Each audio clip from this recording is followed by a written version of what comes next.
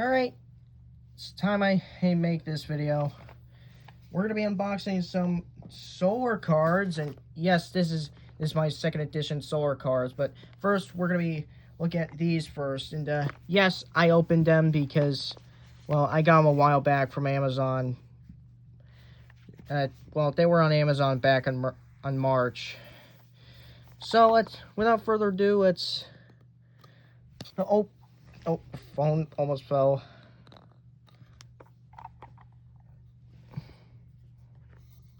Let's get unboxing.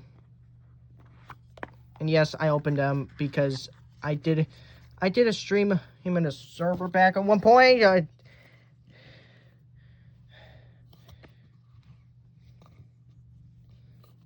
Okay, that should be good. The sun! The gigantic sphere of plasma at the center of our solar system. It is so big that even all the planets combined can't even sum up to 1% of its mass. This is the back of the card. And up next, we have Mercury. The solar system's fastest planet. 88 days to orbit the sun.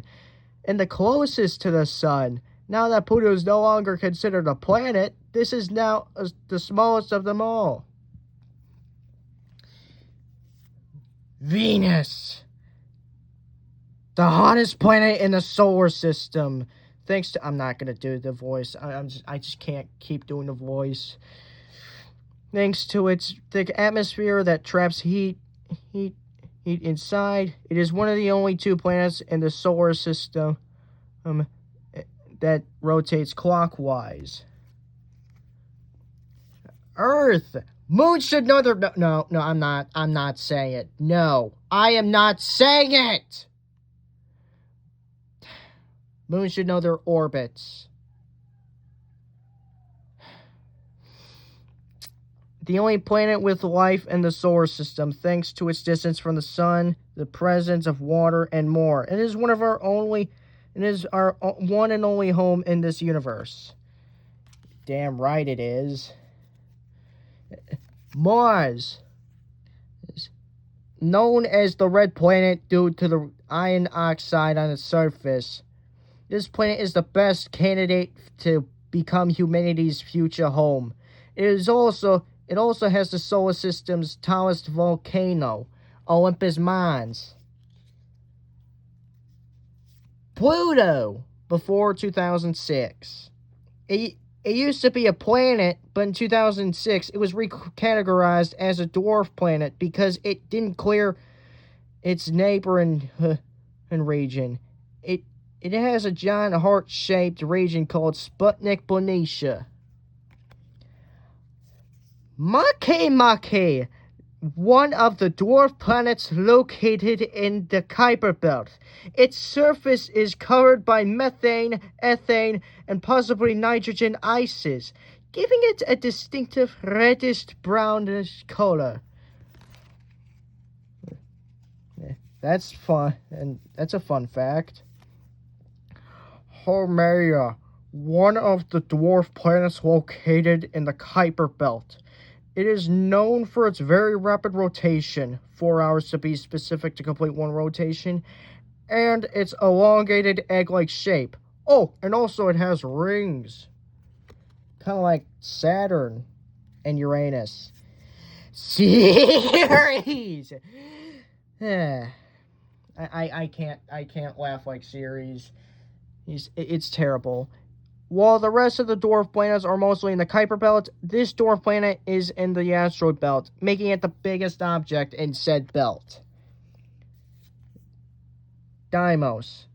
The smallest of the two moons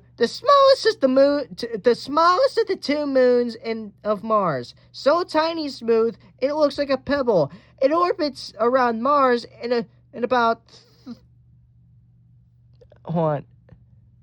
30 hours. Yes, it says 30 hours.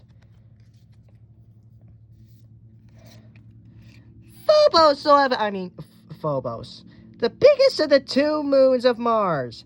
It has a giant crater that covers most of its surface, and it orbits around Mars in about 7 hours. Naiad, one of the tiny moons of Neptune. Its orbit is not only the closest to Neptune, 48,000 kilometers above Neptune's clouds, but it's also very fast, lasting only 7 hours. Elara, one of the largest of Jupiter's irregular moons and part of the Anomaly group of moons. It is named after one of Zeus's lovers in Greek mythology. You can ask Google why incest is always involved in Greek mythology. I'm not going to answer that. Thebe, the fourth closest moon to Jupiter, which is the reason why it has such an elongated shape. It is named after a nymph in Greek mythology who was loved by Zeus. Boy, I can't imagine how many lovers Zeus cheated on Hera with. Despina, one of Neptune's small moons. It is believed to act as a shepherd moon, helping keep the stability of Neptune's thin rings. It is named after one of Poseidon's daughters in Greek mythology. Amalthea, one of Jupiter's small moons. Its orbit is very close to Jupiter.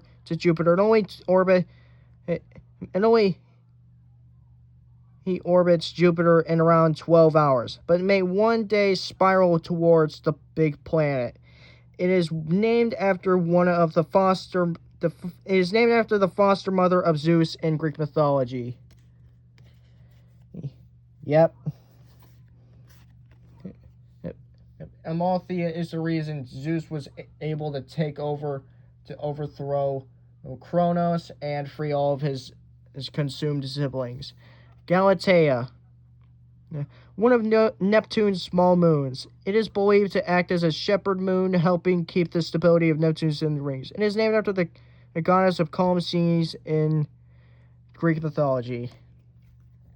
Hyperion, one of the moons of Saturn, making it it also has a very irregular shape. It often compared to a giant battered potato. It is named after the Titan of heavenly light in Greek mythology. Mimas, one of the moons of Saturn. It has a giant crater so big that people often compare it to the Death Star from Star Wars. Proteus, the second biggest moon of Neptune. Despite being considerably smaller than Triton, its shape resembles a square, since it's not massive enough to pull itself into a spherical shape, even though it's surprisingly bigger than Mimas. Miranda, the smallest of Uranus's 5 major moons. It has a very diverse surface with canyons, ridges, and valleys, named after a character from William Shakespeare's play The Tempest.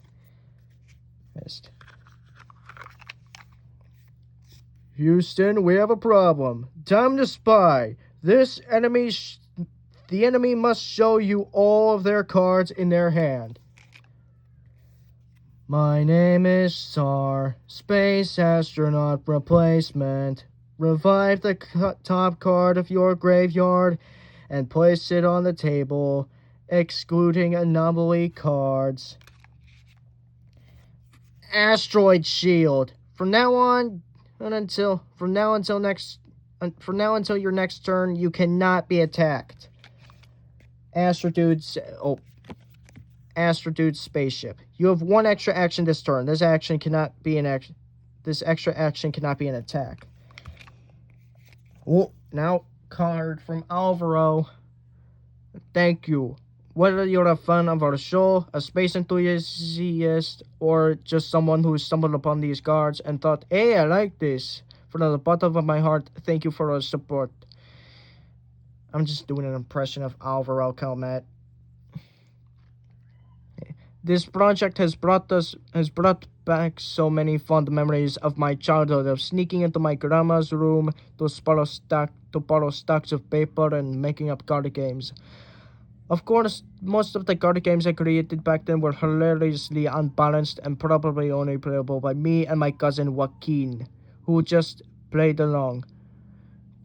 The concept for this game struck me during a vacation, and I was so eager to bring it to life that I tore up a paper bag, grabbed a pen, and made the very first prototype. That was just the beginning of a long and exciting journey. I love space, I love card games, and thanks to amazing people like you that I get to do what I love for a living. So thank you 1,000 times over. Alvaro Calmet, co-creator, executive director and writer of SolarCards, and creator of SolarCards.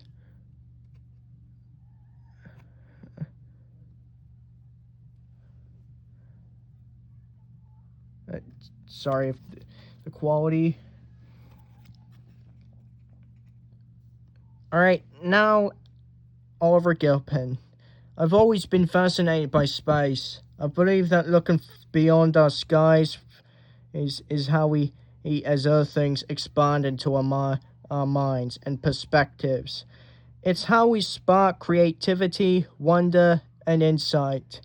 We started this journey of sharing a passion for space with the world through Solar Bowls, our animated show. Now I'm thrilled to continue that journey with SolarCards.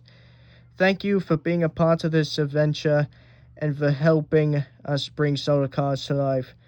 This wouldn't be possible without your passion and your support. Let's have some fun on this beautiful blue marble we call home. Oliver Gilpin, co-creator, executive producer of Solar Bowls, and CEO of Telos Media. Alright, battle mode. To be the first, the goal is to be the first to summon a star. The conditions to summon each card are located at the bottom part. Rules. Each player plays with a deck of 25 cards. 1 star, 5 planets, 3 dwarf planets, 12 moons, and 4 anomaly cards. Players must always have 5 cards in their hands. Okay, turns. Each player's turn follows this order. Anomaly. Use an anomaly card freely and then discard it. Action can be one of the following. Summon. Place a card on the table. Sacrifice. Discard cards to summon other card types. Attack. Destroy cards with a lower radius than yours. Can't attack 2 turns in a row. Move. Move 1 card between an attack and defense position.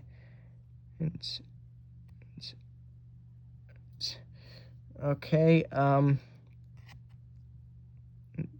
attack allows you to destroy enemy cards, and defense protects another card. Neither defending nor defended cards can attack. Draw cards to have 5 in your hands. Too long to agree? Scan this QR code to check our rules with videos plus a deeper breakdown of each rule. The trivia mode. The goal is to guess the name of every celestial body and get the highest score. Rules. Put a deck together that contains enough cards for every player to get equal points. This deck can't include anomaly cards for reasons. A player must draw 1 card and read only the description of the cards to other players. The player will get a score in the following manners. Whoever has the highest points runs out when the cards run out is the winner. 10 points for guessing the name, 5 for guessing the radius. This answer can't be off by more than 10 kilometers. Answer cannot be off by more than 10 kilometers. -5 points for making a mistake. This one is optional, however. Okay.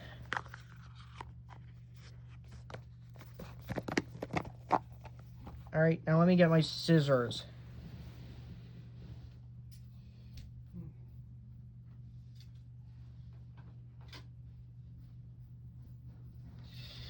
Sorry about that. I just had to get my scissors real quick.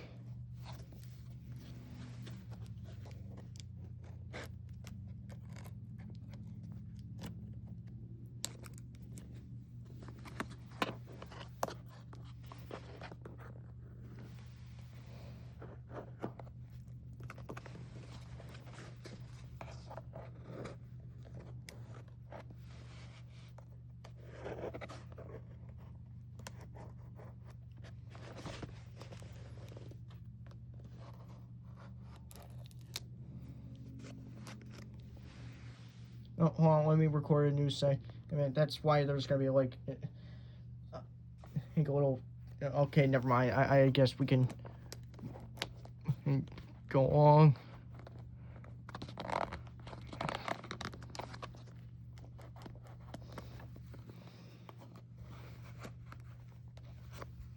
Oh, hold on. Be right back. All right, I finally got it unpackaged, and now,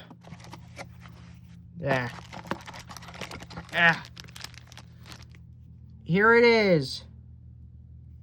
Also, I did not back the first edition of SolarCards, but I am planning on completing nor did I get the booster packs, but I am planning on getting booster packs for my birthday. All right.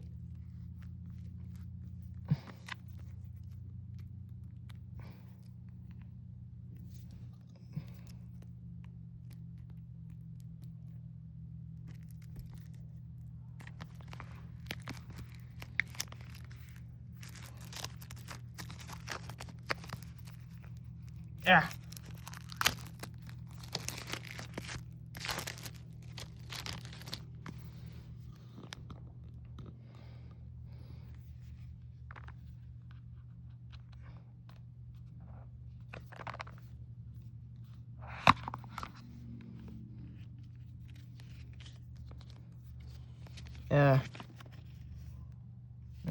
Rule book.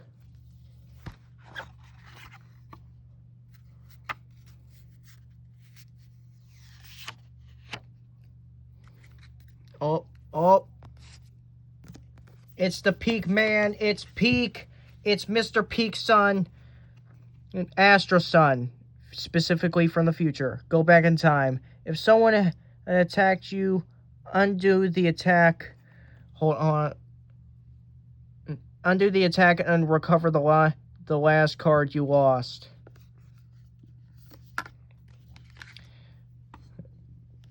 Dr. Sarah Roth. Damn, that's a long-ass title. I mean, description. Place this anomaly card in front of a card of your choice. Her choice. This card will be protected from any attacks and will still be able to attack. This anomaly will disappear when someone discards an anomaly card. Mr. Rothsar. It's the big man. It's the big boss. Hey, it's the big boss. Okay, I'll stop. Exchange one card from your hand for any card from your discard pile, excluding anomalies. The Milky Way. It's got a nice lenticular effect. Nice rainbow effect. A barred spiral galaxy that contains about 200 billion stars, including ours. At its center is a supermassive black hole known as Sagittarius A. Please try not to go near it, that thing. The sun, the gigantic... Okay, it's similar description. Proxima Centauri. A red dwarf star located in the Alpha Centauri system. She's the closest star to ours, the sun. So maybe one day we'll get to visit her. Fingers crossed. It's Mercury! Hey, the fastest planet in the solar system. Hold on, let me do a baby sun impression. Just let me settle down some cards real quick. Hi, it's me, the sun. It's the sun. Please hold on.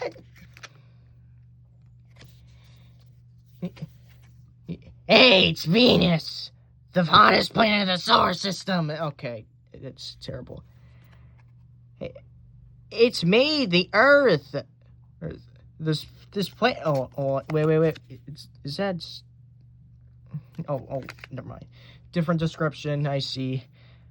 This planet was totally different 4 billion years ago. An atmosphere was with no oxygen, a surface covered with magma, etc. Be thankful it cooled off. Otherwise, you wouldn't be reading this. Oh. Hey, it's Mars. It's the red planet. Hey, it's Jupiter. Huh? The biggest planet in the solar system. So, more massive than all the planets combined. Did you know it protects our planet from asteroids with its huge gravitational field? It's Saturn! And one of the gas giants in the solar system, famous for its beautiful rings, which are approximately 400 million years old. Well, 200 million years old. Despite being the second biggest planet, it's less dense than water. It's Uranus. It's one of the ice giants of the solar system and the only planet to rotate on its side. It has thinner rings than Saturn. It is one of the only two planets in the solar system that rotates clockwise.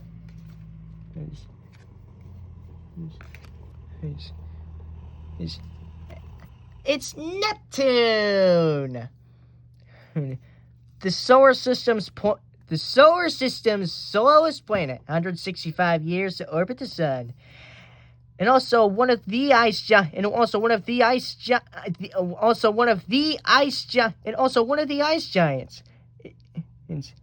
It is the furthest known planet from the sun. It was discovered by the astronomers in 1846 through math series. The rest of the dwarf planets are mostly I'm not reading that. Hey, it's Maki. Nice to see you. Homea. It's Homea. That's sorry about that noise. Ignore the noise. He's in the background. Eris, the second largest dwarf planet in the solar system. Its discovery was caused by humans to create the term dwarf planet. It is as well as Pluto's demolition from the planet group. Pluto, once a planet, now the biggest of the dwarf planets. It orbits the sun in a very elliptical path, sometimes crossing paths with crossing Neptune's orbit. This planet and its moon orbit around each other. Triton. It is believed that billions of years ago, this moon used to be a dwarf planet, but it was captured from the Kuiper Belt by Neptune's pole. Famous. Phobos. It's adorable. Metis, Jupiter's closest moon, as well as its fastest, since it orbits at a super quick 7 hours. It is also named after the Titaness of Greek mythology, who is the first wife of Zeus, who I'm just gonna say is Hera, Naiad, Elara, Phoebe, Despina, Amalthea,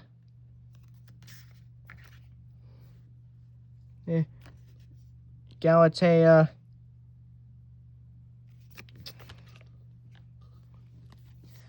Hyperion, Mimes. It's a cute. Yes. It's adorable. Miranda. Enceladus. One of the moons of Saturn. It is mostly known for its geysers that shoot vapor and ice into space. It has big light blue cracks, products of the pressure generated from its underwater oceans. Tethys, one of Saturn's mid-sized moons. It has a surface made of ice with some rocky materials. It also has a big prominent crater known as Odysseus. It's Dione, the fourth biggest moon of Saturn. Despite its rocky core, it has a icy surface. Its surface has a very distinctive bright streaks. I swear, these cards are cute. Ariel, one of Uranus's major moons. It features it features a surface with both icy regions and dark craters. It is named after a character from William Shakespeare's play called The Tempest. It's definitely not The Little Mermaid, starring Jodie Benson. Umbriel, one of Uranus's 5 major moons. And also the darkest. Its surface is made up of a thick layer of dark material that reflects only 16% of the sun's light. Charon, Pluto's moon. Although some people consider them a double planet since they technically orbit each other, it is also tightly locked to Pluto, so they always show the same face to each other. Iapetus, one of the largest moons of Saturn. One of its sides can reflect so much more light than the other side. Named after the father of Atlas and Prometheus in Greek mythology. Oberon, the second largest moon of Uranus. It is a heavily I'm not going to do the voice. It is a heavily cratered surface with some of the biggest craters in the solar system, named after the King of Fairies in a play from William Shakespeare. Rhea. Yeah, I'm not reading all that. Titania. Not reading all that either. Interesting facts. Triton.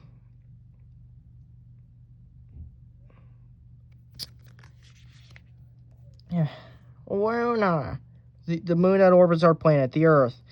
It is also tidally locked, so we always see the same side. It's also leaving us only around 3 centimeters a year. Space poker. Remember space poker? Yep, it used to be a priority instead of SolarCards. Draw 3 extra cards right away. You will not draw cards again until you have less than 5 cards in a round. And Leica. You may attack up to 3 targets simultaneously, but you must discard the card you place to perform the attack afterwards. Cosmo. The last cosmonaut. For this transaction, you can summon a red star, Proxima Centauri, or Arcturus by discarding only 2 planets. Sibo. Anyone miss this little guy? I do. Your smallest card deals 10 times 10 times its normal damage for this turn. With an example being a card with a radius of 123 kilometers, dealing 1,230 kilometers or radius worth of damage. Computer status report. Guess a card type, draw a card, and show it to everyone. If you guessed it right, automatically place a new card on the table. If you guessed wrong, keep the card in your hand. I saw that little typo. Player dude. Discard your whole hand, then draw 10 new cards. You may not draw again until you're down to 1 card. If you can't play, you must discard 1 card each turn until you're down to 1. That's cool. And Asher Son. He's the future of the show, remember? Until the next turn of the player who plays this card, no anomaly cards can be used by anyone. And the Sun Trophy. Place a card from your hand upside down. Another player must guess its card type. If they guess right, discard the card. If they guess wrong, summon the card for free, excluding galaxies and anomaly cards. Alright, second deck. Oh.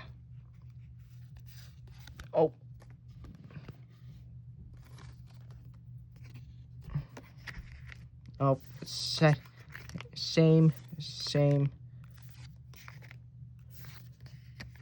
Oh, they weren't kidding when they said it was 50 cards. Wait, is this 100 cards?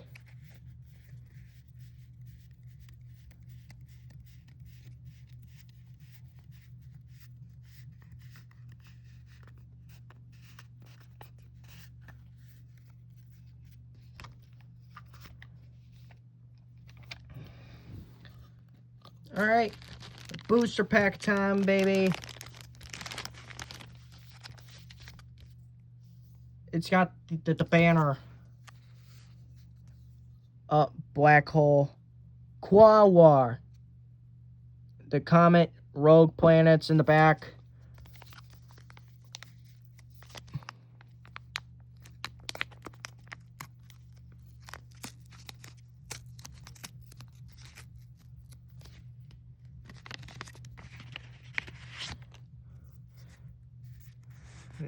Venus. He's gold. He's golden, baby. He's gold. Same card. Her back. Yo! One of Jupiter's Galilean moons. It is the most geologically... Okay, I'm not going to do the voice. It is the most geologically active body in the solar system with hundreds of volcanoes. And Ganymede. One of Jupiter's Galilean moons and the biggest in the solar system. And the biggest moon in the solar system. It is so big that it even has its magnetic field. In fact, it's bigger than Mercury. Callisto. Facts. Oh, it's a grant. Oh, no. Oh, that's real traumatic. If you have Jupiter on your table, you can use your action to eliminate 3 of your enemy's moons. The grand attack involved protoplanets, but alright. Planet X returns. If you have a planet on your Planet X card somewhere in your discard pile, then bring it back and place it on your table. No action required. The Rocky Planets. For this action's turn, if you have Rocky Planet cards, Mercury, Venus, Earth, Mars, Theia, Proto, or Pluto in your hand, plus the conditions to summon them, you can summon as many as you want or can. Space Love Triangle. And if Proto and Theia are on your table, destroy your opponent's Venus card. If Venus and Theia are on your table, destroy your opponent's Proto card. No action required. Entropy! Yeah, Ceres has awakened.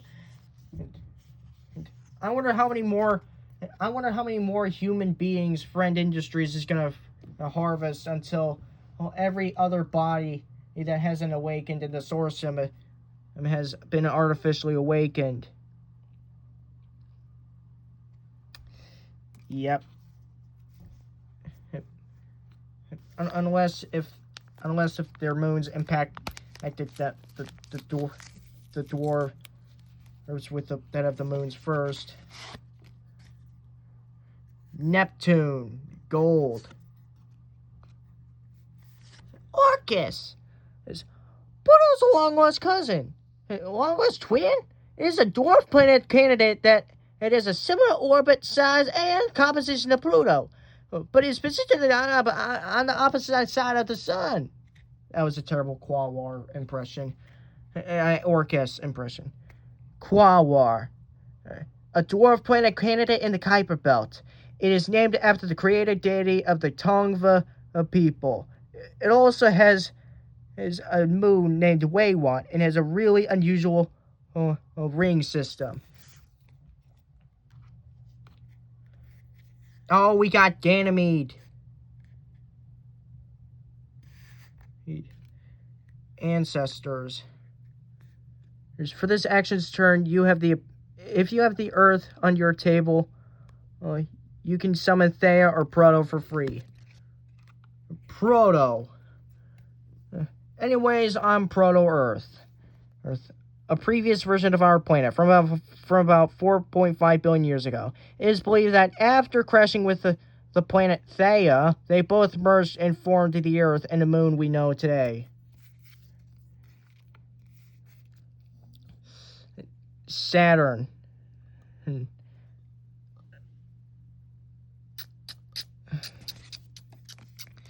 Dun dun dun dun dun dun dun dun dun. A planet that hypothetically, I was humming the Thea theme.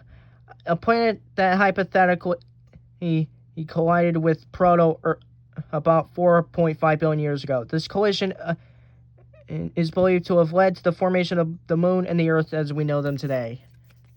And naturally, nobody wants to get close to Uranus. One of the ice... Okay, I'm not going to read that. Venus. How come it only has 2 eyes instead of 7 as we've seen them in episode 14? Where are the other 5 eyes? Okay, well, this was made back in October, so of course it's not like Mr. Friend gave them all the information. Anyways, I think that's all the booster packs. Thanks, and yeah. Thanks for watching, y'all. Bye.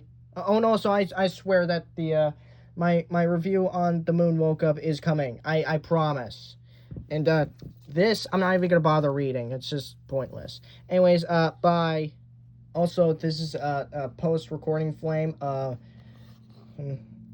am gonna get the other booster pack, the second edition booster packs for these cards, and yeah, so I can actually complete the full line collection. Okay, bye.